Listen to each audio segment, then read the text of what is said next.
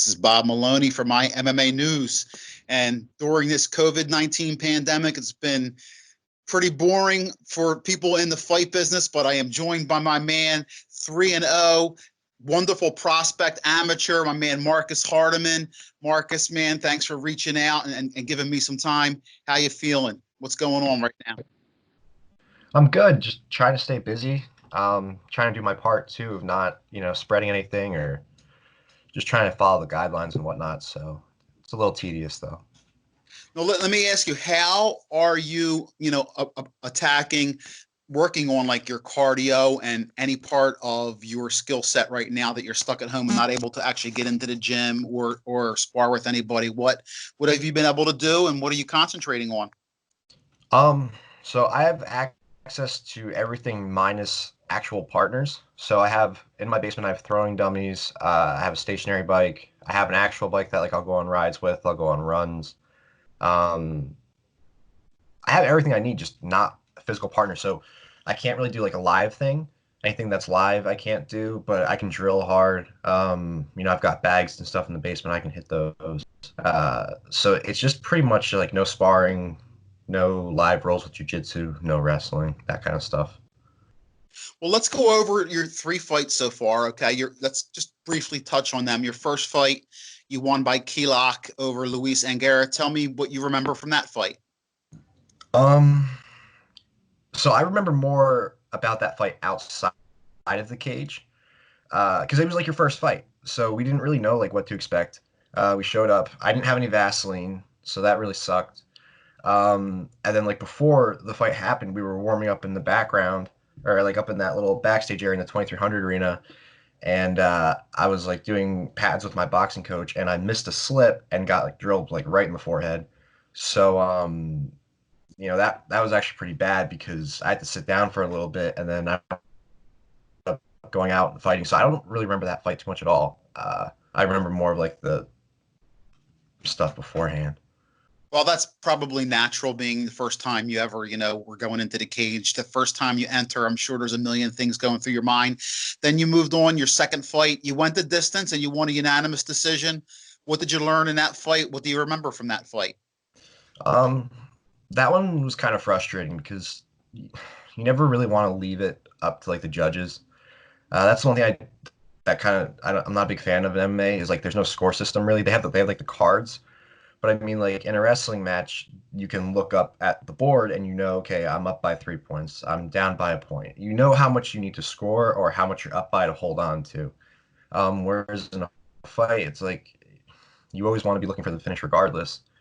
And I was disappointed in myself because it was like I remember having a really deep darce and I just couldn't pull my arm through all the way to get the finish, and that frustrated me. But I learned that like my cardio was good.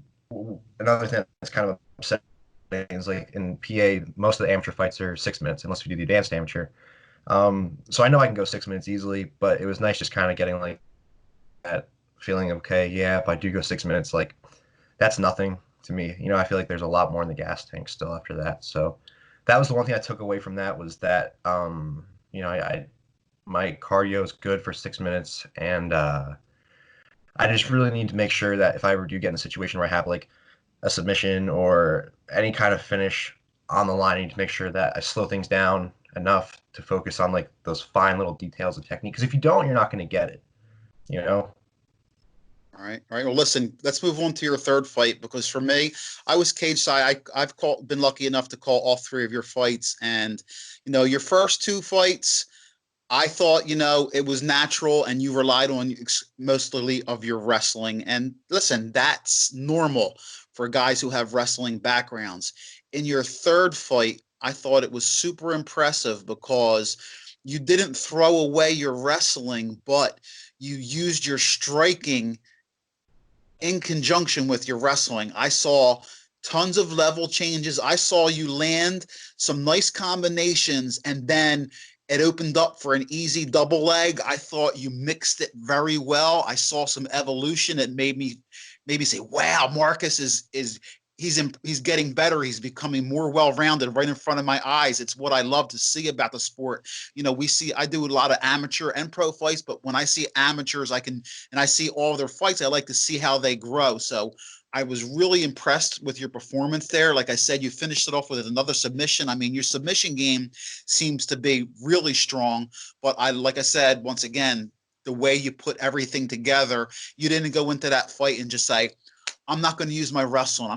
I got to concentrate on my striking. You used them both together, and I thought it was beautiful performance. Tell me what you remember about that fight. Um, well, I appreciate you saying that because I do really try to spend a lot of time striking. And if anything, like if I were to break down my weeks, I probably put most time into striking. And I'm fortunate because I have such great coaches.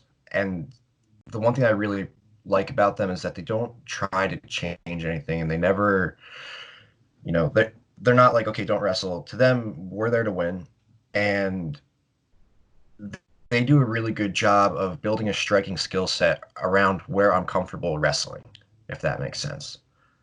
And I appreciate that, and it shows because, like you said, I'm able to do a little bit more now, and not just go out there and just shoot singles and shoot doubles until I get someone on the ground, and then look for a submission. And I was happy that I was able to strike a little bit.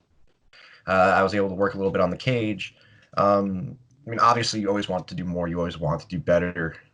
Uh, I'm never really like 100% satisfied with how things are because then you're just gonna stay where you are. Um, and then before this whole coronavirus thing got really crazy, I was doing a lot of striking, like on top of what I was normally doing because wrestling season had just ended. And it's a shame because I felt really good, like everything was really clicking, it was going well, and then of course, this happened. When you say they, tell me who are the people that are your mentors. Who are the people? What's the name of the school, your team, and tell me who you go to for advice and who helps you get ready for these fights. So for striking, I have a Thai coach. His name is Dennis Nonsavan. He runs Nonsavan Thai Boxing in Phillipsburg. My wrestling coach is John Trench. He's up in the Lehigh Valley with me. Super, super stud. Has the most wins in Lehigh history. Two-time national runner-up. Um, in my opinion, he's the best you can get around here. So it's great getting to work with him. And then for jiu-jitsu, I go to Zombie BJJ in Allentown, and everybody there is like super high level. They have a bunch of black belts, and they bring in like Hobson Mora and Craig Jones and all those guys. So you get to learn a lot of really cool stuff. So Awesome. Awesome.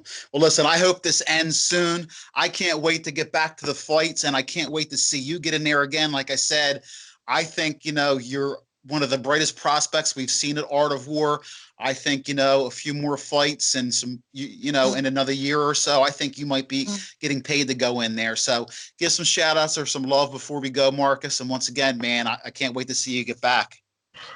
all right. As always, we'll start with the sponsors. They're a huge part of this. Even during this, they've been doing so much to support me. You've got Valley Meal Prep. They're doing great things in the community, helping give back to healthcare professionals. You have Regina Center. They just opened up another center. The founder actually just got over coronavirus, so I'm sure he's looking to get back in there. Stations Cafe, they're doing great things right now at the community. They're doing their curbside takeout, known as Hook and Yarn. They're doing great things too. And then, you know, my girl, she's always behind me, does everything she possibly can to help me here. She always tells me like, we can't just sit around today. Let's go for a bike ride or bike ride. Let's go for a run. Go in the basement, do something to make sure you're moving around. And my coaches, they're awesome too. They do so much for me. They reach out almost every day. They give me things to work on. Because when this is done, we don't want to have to wait, 6 weeks, 8 weeks to get into shape. I mean, I would say right now, like if a fight were to come around, I could take one in 4 weeks. My weight's low. I do a good job not blowing my weight up. My conditioning's good because I'll do things to test that. So, when this is all done, I'm excited, ready to go. All right, man. Can't wait to see you do your thing. When we do get past this and you get something lined up, let's talk again, my man. It's always a pleasure. And like I said, man, I can't wait to see what's in the future for you. I think, you're fun to watch, and you're just going to keep getting better and better. All right. Thank you so much, Bob. My pleasure.